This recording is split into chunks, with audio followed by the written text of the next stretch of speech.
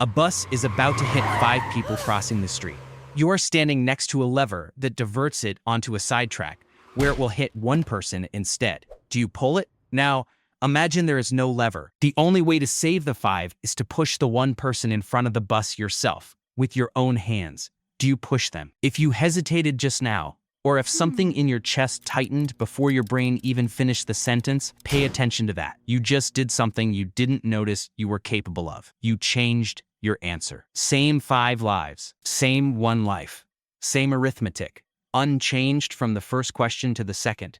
And yet, something in you, something faster than your reasoning, refused to give the same answer twice. You are not wrong for that, but you should want to know what just happened inside you, because it happened without your permission. Philippa Foot, a philosopher at Oxford, was sitting with a problem that had nothing to do with buses or levers. She was thinking about abortion law and how courts and philosophers treated killing versus letting die. She needed a clean example to isolate the contradiction, something stripped of all the emotional noise of the real debates she was actually trying to settle. She invented a trolley situation that had never been heard of before. A runaway one, heading toward 5 workers on the track. A bystander, standing at a switch, who could divert it onto a second track, where it would kill 1 worker instead. She wrote it almost as a footnote, a tool. She was not trying to write the most famous thought experiment in the history of moral philosophy. She was trying to get one narrow point about a completely different argument to hold still long enough to examine it. It would not stay narrow. In 1985, philosopher Judith Jarvis Thomson took Foot's trolley and changed one detail. She removed the lever. She put the bystander on a footbridge above the track, standing next to a large stranger with no switch anywhere in reach. The only way to stop the trolley from killing the 5 workers below was to push that stranger off the bridge, onto the tracks, to stop it with his body. Same 5 lives, same 1 life. Thomson did not touch the numbers. She just made you use your hands, and something broke. Almost everyone says yes to the lever. Across cultures, across decades of replication, across every version of this study ever run, the lever answer holds steady. Pull it.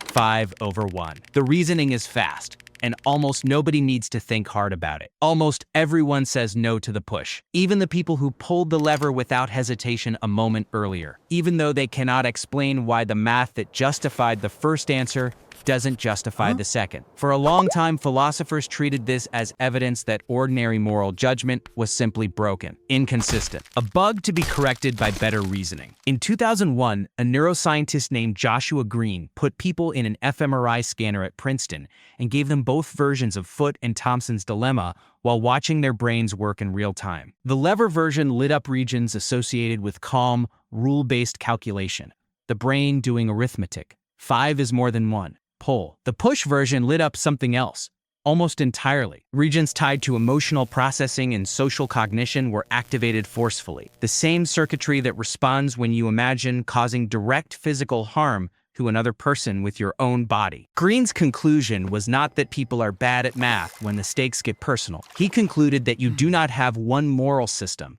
arriving at 2 different verdicts. You have 2 separate systems, evolved for different jobs, both fully active, both fully convinced they are right, disagreeing with each other in real time inside your own skull. The lever system runs on calculation. The push system runs on something closer to an ancient, deeply wired prohibition, older than language, and indifferent to your spreadsheet of outcomes. Most days, you never notice the seam between them, because most decisions don't force the 2 systems into open disagreement. You absorb an inconvenience instead of pushing it onto someone else. You choose whose evening gets disrupted, so another person's doesn't have to be. Believe it or not, your brain is solving dozens of small trolley problems a year, instantly and quietly, because your 2 systems happen to agree this time, and you never felt a friction. Today, you felt it, on purpose. In the space of about 10 seconds, you answered the lever version like an economist. You answered the push version like an animal that has spent 200,000 years learning not to put its hands on another body and end it, no matter what the ledger says afterward. Both of those answers came from you. Neither one is the imposter. Foot found the seam by accident, while trying to settle an argument about something else entirely. Green found it again, decades later, sitting quietly inside the architecture of a brain she could finally watch in motion. You found it just now, standing at a lever you'll never actually touch, discovering you are not one mind giving one answer. You are two systems sharing a single body, and you only notice the disagreement when somebody finally asks you to use your hands. Somewhere in your life right now, there is a lever you've already pulled and a push you're still refusing to make, for reasons you've never had to explain to anyone, including yourself.